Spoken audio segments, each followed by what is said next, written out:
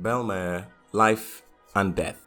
The Bellmere life and death story from One Piece is all about the adopted mother of Nami, a gallant woman who bravely stood against the oppression of the Arlong Pirates and was brutally murdered for it. Although she did save the lives of her girls, Nami and Nojiko. Welcome to Bahanime, and in today's video we are going over Bellmere's life and death. But before we begin, we do publish a new video every week, so be sure to subscribe to our channel and ring the bell to get notified about our latest videos. Early life. Bellmere was a tall, slim woman with beautiful grey eyes and a very unique long ponytailed hair made in the form of a mohawk, and honestly, style points. Her first appearance was at the end of episode 34 in sort of like a flashback. In her youth, Bellmere was a renowned troublemaker who suddenly decided to join the Marines. This decision completely shocked all the villagers because they didn't believe she knew exactly what she was getting into and were genuinely worried for her.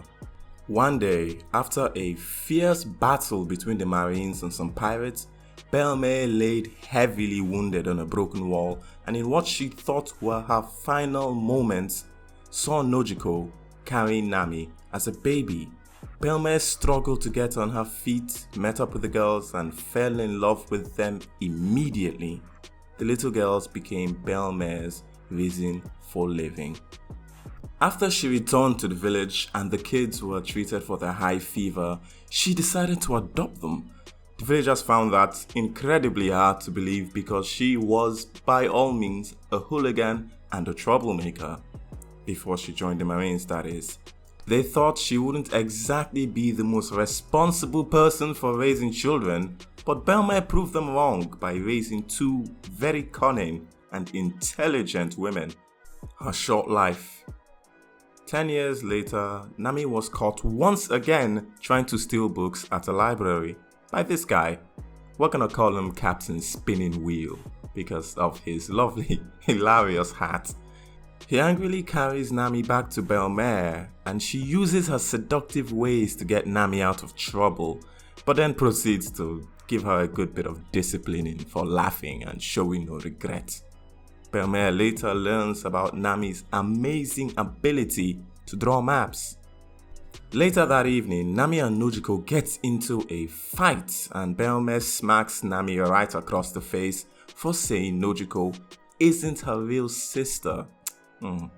Upset, Nami begins to say all sorts of hurtful words about Bellmere and their poor living conditions, wishing she was adopted by someone richer.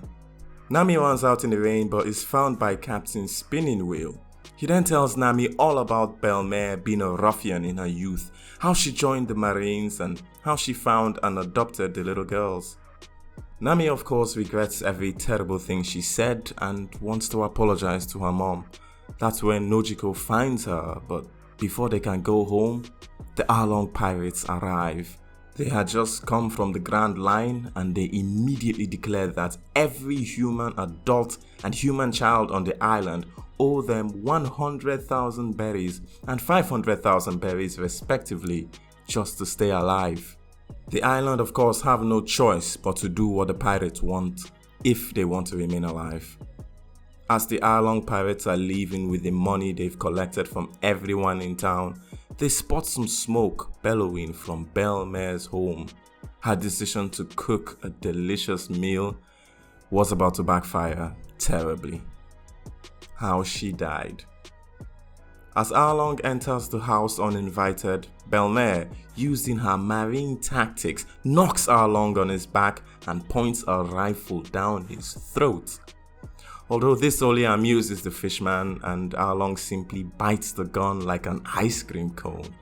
He knocks Bellmere down and just keeps stamping on her hand. Arlong finds out that she has a meal prepared for two kids and brings her levy from 100,000 to 200,000 berries. That's when the true hero of the story, Captain Spinning Wheel, lies that the extra meals are actually for him and a friend going over to eat dinner, and her total bill should absolutely remain 100,000 berries. As Arlong takes the 100,000 berries and goes on his way, Bellmere, in one of the craziest displays of affection, declares and acknowledges the existence of her two daughters, Nami and Nojiko, to the fishermen pirates. She then uses her 100,000 berries to pay for her kids instead, essentially sacrificing her life for her children, all under the one condition that Arlong would not hurt her daughters. Captain Spinning Wheel couldn't just watch the woman he loves die and desperately began shooting at the bulletproof monsters. He was quickly put down, which made the entire village revolt, but the fishermen pirates quickly put them back in line. Arlong then makes a definitive attack on everyone's morale by killing Bellmere, but not before she can tell her girls, "I love you."